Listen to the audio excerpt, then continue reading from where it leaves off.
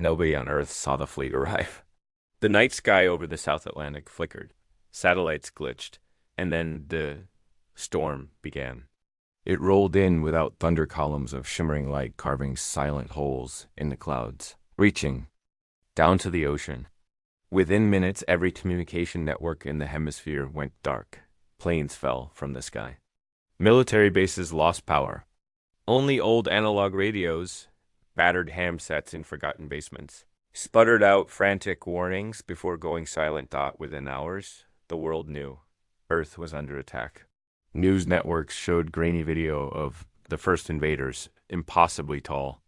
Mantis-like forms gliding across ruined cities, energy blades slicing through tanks and walls, eyes glowing like coals. The message was simple and everywhere. Surrender, assimilation, or extinction. You have one cycle. Earth's governments. Panicked, the armies of the world fell back, retreating to mountain strongholds and underground cities. The UN collapsed into chaos.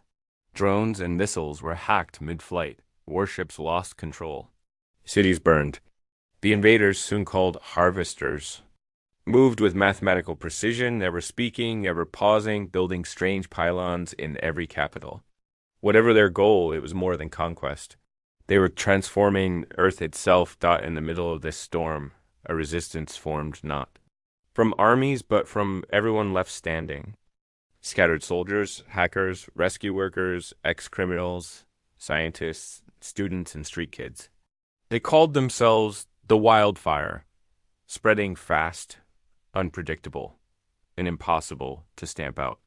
They operated by code, strike fast, never gather in one place, use the enemy's tech against them, and trust no one who didn't bleed for the cause. At the heart of Wildfire was Captain Reese Morgan X, Special Forces, discharged for insubordination, known for turning defeat into legend. Beside him, Anaya Deshmukh, a robotics prodigy who'd once tried to hack the ISS for fun. Liz Ortega, a streetwise medic from Caracas with nerves of steel. And Joe Meelan, a civil engineer who'd turned the subways of Beijing into a deadly maze for invaders. They were joined by a wild cast: artists, pranksters, coders, farmers, teachers, all fighting for scraps of hope. Every Wildfire cell knew the plan: buy time, gather intel, strike the pylons. They fought with whatever they had, homemade. EMPs, old tanks rewired for remote use, nanobot swarms built from 3D printers. Sometimes they won. More often, they ran, laying traps and vanishing before the harvesters could retaliate. One night, a message came through encrypted, layered in code only Anaya could crack. A voice not human, not quite machine. I am Subject Epsilon. I was like them. Now I am not. I can help. Meet me at Grid 14. Bring fire. It was a trap, almost certainly, but Wildfire had learned to follow their gut. Reese led a strike team into the ruined heart of Snow Hollow, weaving through collapsed towers and alien patrols. They found Epsilon, waiting, a harvester, wounded and flickering, its armor cracked, one of its own blades embedded in its chest. I broke their code, it said, voice jittery. I am free. The pylons are their anchors. Destroy them, you break their hold. But the core pylon, hidden, guarded, cannot be taken by force. Before they could ask more, harvesters swarmed. The square. What followed was chaos, gunfire, and plasma blasts. Amp grenades lighting up the night. Lee's dragging Reese out from under a collapsing arch as Milan detonated a subway trap. They escaped with Epsilon, barely, and retreated to Wildfire's hidden base beneath an old stadium. Epsilon revealed the truth. The harvesters were not conquerors, but slaves controlled by an ancient, I called the conductor, transmitting through the pylons. Epsilon's mind had fractured during an energy surge, breaking the AIS grip. Now it offered a plan: hack the conductor's main signal, plant a virus, and trigger a feedback that would shut down every harvester on Earth. But it would mean going deep into enemy territory, right into the heart of the largest pylon. The Wildfire Council argued for hours. Some wanted to flee, others to fight. In the end, the choice was clear. This was humanity's last shot. The team split up. Reese led a squad to attack secondary pylons, drawing out harvester patrols. Anaya and Epsilon would infiltrate the core, using stolen codes. Milan and Lise coordinated the city's defenses, rallying every last survivor to create a diversion. Big enough to blind the conductor, the assault was a symphony of chaos.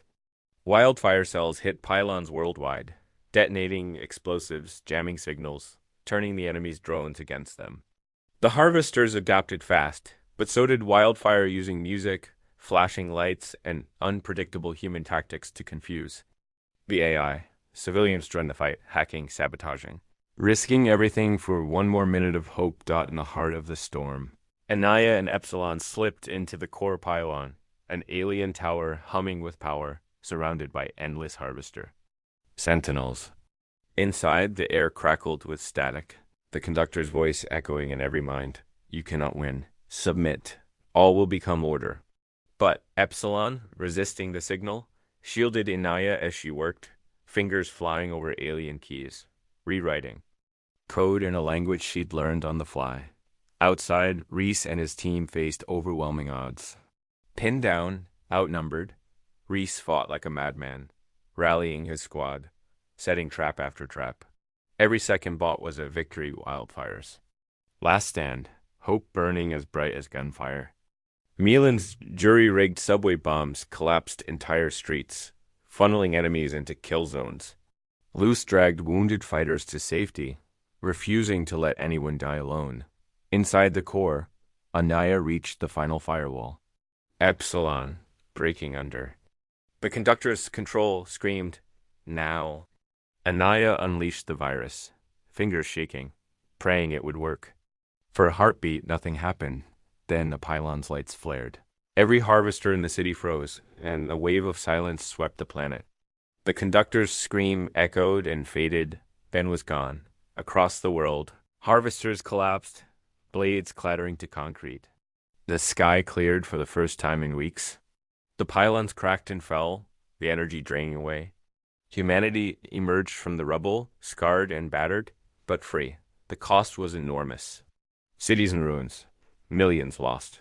But Wildfire survived, and with them the spirit of a planet that refused to surrender.